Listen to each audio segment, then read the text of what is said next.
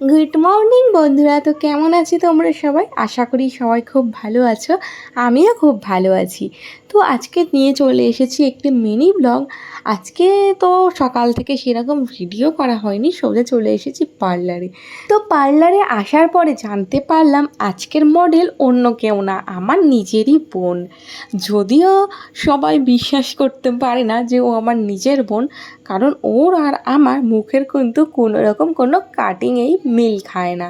আজকের লুক কিন্তু proper bridal ছিল না, ছিল সেমি ব্রাইডাল।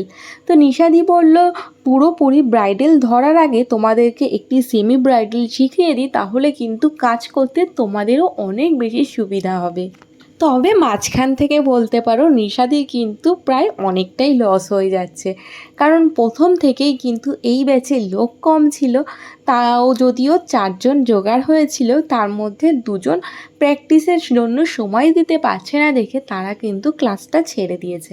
তবে আমরা 2 জন আর ছাড়িনি। তবে যারা মেকআপ আর্টিস্ট তারাই কিন্তু শুধু বোঝে যে এক একদিন এক একটি মডেল সাজাতে গেলে ঠিক কতটা পরিমাণে পয়সা খরচা হয়। সেক্ষেত্রে যদি ওই 1 জন 2 জন নিয়ে শেখানো হয়, সেক্ষেত্রে কিন্তু অনেকটাই লস হয়ে যায়।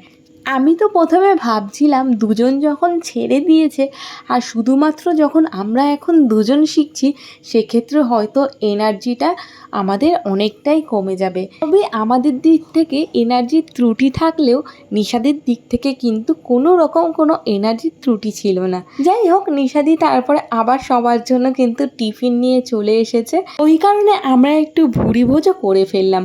আজকে আমি তোমাদেরকে একটি কথা বলছি, সেটি হলো আমরা যেহেতু এখন প্রথম প্র্যাকটিস করছি, ওই কারণে কিন্তু আমি এক্সাইটেড হয়ে সেই সমস্ত ছবিগুলো মানে প্র্যাকটিসের যে ছবি সেগুলো কিন্তু ফেসবুকে ছেড়ে থাকি।